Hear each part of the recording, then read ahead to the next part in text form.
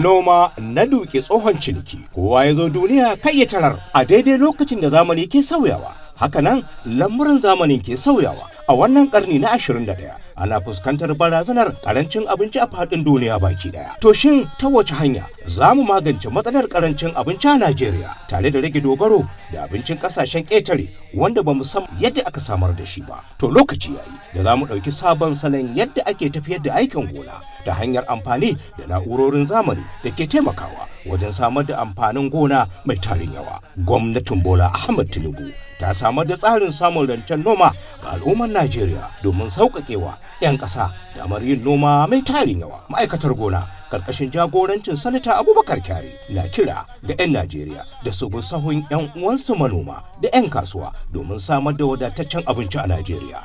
Wannan sako ne daga ma'aikatar gona ta gwamnatin tarayya karkashin jagorancin sanata Abubakar Kyari.